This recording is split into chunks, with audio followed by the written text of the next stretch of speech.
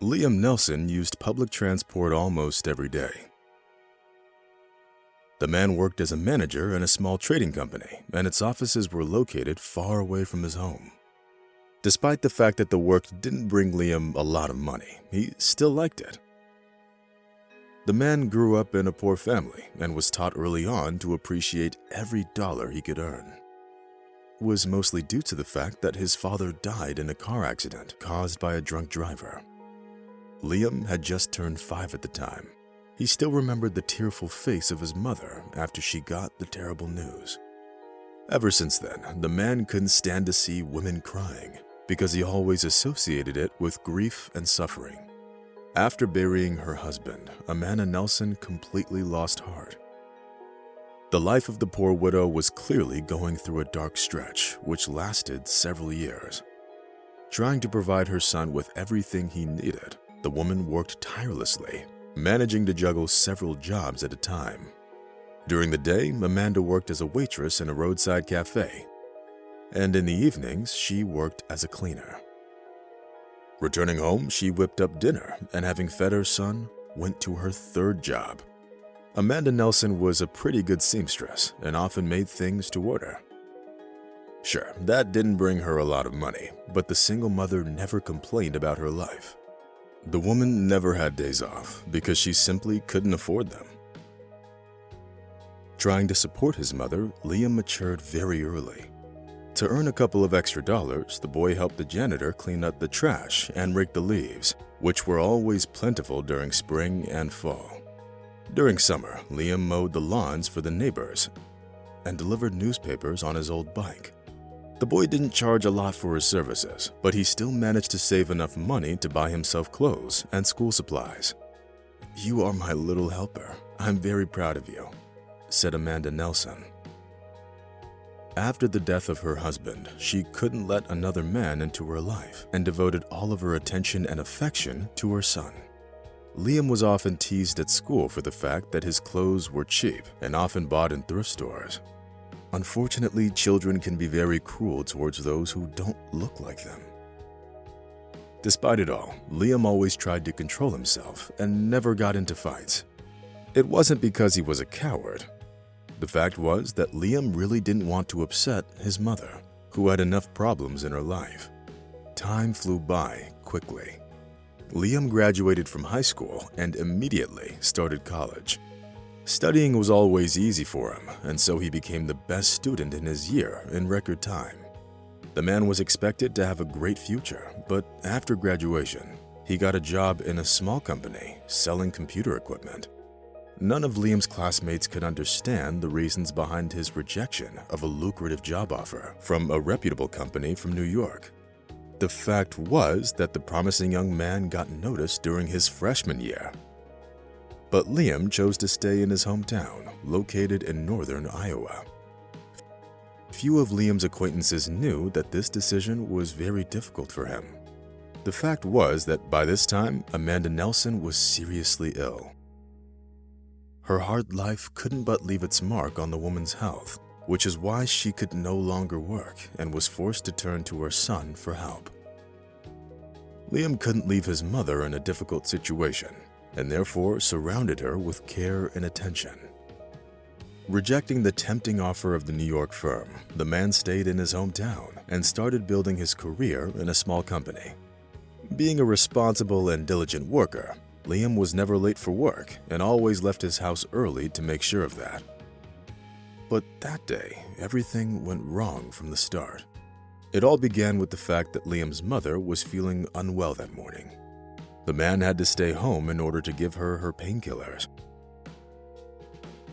But that wasn't the only reason why Liam was late for his bus, which he used every day. The fact was that Liam's legs were in pain since they were covered with wounds from recent burns. The young man didn't tell anyone about where and under what circumstances he got his injuries. That was due to the fact that Liam really didn't want to take time off work. But even more so, the man didn't want to upset his mother, whose health was already deteriorating rapidly. Liam knew that his mother's doctor had long been pushing for a surgery that costs a lot of money.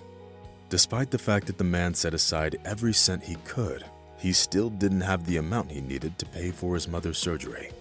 Thus, despite the pain in his burned knees, Liam continued to work and act like nothing was wrong. But that morning, his legs hurt especially bad, which is why the man couldn't move as fast as he was used to before his injury. Having missed the bus, Liam took another one that also passed through the area of the city where he needed to go. Grimacing from the unbearable pain in his knees, the man got on the bus and, having paid the fare, took an empty seat. Since it was the morning rush hour, several people got on the bus at the very next stop. They were all rushing to get to work, just like Liam. Unfortunately, there weren't enough empty seats for everyone, and several passengers had to stand. Even though it wasn't allowed, the driver turned a blind eye, since there was no controller on the bus. When the pain in his knees subsided a little, Liam closed his eyes and, taking advantage of the free time, decided to rest. The man didn't know that at this very moment, a woman named Vanessa Collins was watching him closely. By an unfortunate coincidence, she didn't get a seat and was thus forced to stand in the aisle. Vanessa looked about 60 years old and considered it shameful to ride standing up, while there was a young man sitting down and taking a nap just a few feet away from her. Mrs. Collins didn't like to use public transport, but that morning she had no choice, because her car was in the shop. The woman looked at the young man with obvious disapproval, since he didn't even make an attempt to let her take his seat. Finally, Vanessa's irritation reached its peak, and she declared loudly, "Look at him, so young, but has absolutely no respect for the elderly." Liam winced and opened his eyes. Meeting the eyes of the angry woman, he blushed deeply and turned to the window. But Vanessa wasn't about to give up easily. "Why are you keeping silent? Nothing to say? Didn't your mother raise you well?" the woman added, causing a good half of the passengers to turn their attention to Liam. An oppressive silence hung in the bus, which was occasionally interrupted by the sound of the running engine and the rustle of the tires on the pavement. None of the passengers even suspected that the comment about his mother offended Liam deeply, forcing him to take a rash step. Grimacing in pain, the man slowly got up and headed for the exit, holding on to the railings. Liam decided to get off a few stops early so as to not see the other passengers' disapproving looks. Smiling triumphantly, Vanessa eagerly sat down in the empty seat. At that moment, one of the passengers sitting in front of the bus looked at Liam and exclaimed with surprise, "Isn't that the man who saved all those people from the fire at the shopping mall? Don't you remember? It happened a week ago." After his words, all the passengers instantly perked up. They all wanted to look at the man, a hero who wasn't afraid to save people from a building enveloped in flames. But Vanessa Collins was shocked more than the rest of them. Tears welled up in the woman's eyes when she realized that she had just humiliated the man who pulled her only granddaughter out of the fire. On that fateful day, Vanessa Collins had some very important negotiations, and therefore she didn't see anything bad with letting her granddaughter Tina go to the mall to get a prom dress. The business lady only found out about the fire at the mall when she got a call from the clinic where Tina was brought for examination. The fact was that the young teenage girl was at the very epicenter of the fire, and the doctors were afraid that she could have gotten carbon monoxide poisoning. Fortunately, everything went well with the teenager, and she was allowed to go home a couple of hours later. It was then that Vanessa Collins found out about the mysterious hero who noticed the fire in time and saved the people that were trapped in the mall.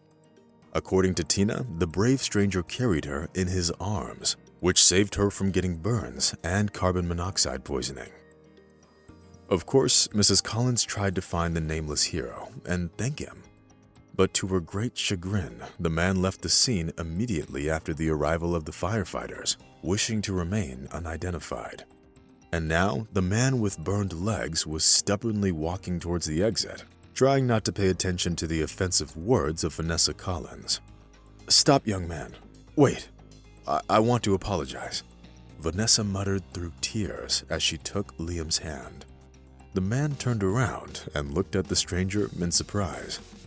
"No, it's fine. You're right, I shouldn't have acted like that," Liam replied, carefully freeing his hand, and got off the bus. Mrs. Collins caught up with Liam on the street and asked the young man to listen to her once again. "You saved my granddaughter from that fire at the mall. Her name is Tina. You carried her out of the burning building. I am very grateful to you. I have no one else left on this earth besides my granddaughter," Vanessa whispered with tears in her eyes. Liam looked carefully at the woman in front of him and then smiled at her. The man wasn't angry with the woman who reproached him for his disrespectful attitude towards the elders, unaware of the circumstances he was in. That day, Liam never got to work. Instead, he warned his superiors and went to the hospital. All this time, Vanessa Collins stayed with him. Even more so, she covered all of the expenses associated with his treatment. Moreover, having learned about the illness of Liam's mother, the woman contacted one of the best clinics in New York. Having used her expensive connections, Vanessa quickly arranged a consult for Amanda Nelson. "Thank you, ma'am. I didn't even know there were people like you on this earth," Liam said, feeling very, very grateful. Vanessa brushed away a tear and hugged the young man in response. The business lady knew that the good always comes back to the one who did it.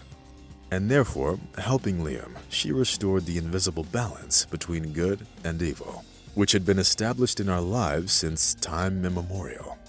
A month later, Amanda Nelson underwent surgery in one of the best clinics in New York. Fortunately, everything went well, and the woman slowly began to recover. Meanwhile, Liam quit his job as he got appointed to the managing position in one of the branches of Vanessa's company. Looking at him, Mrs. Collins was sure that he would certainly succeed. After all, the one who has sincere love and compassion in his heart will always end up being happy.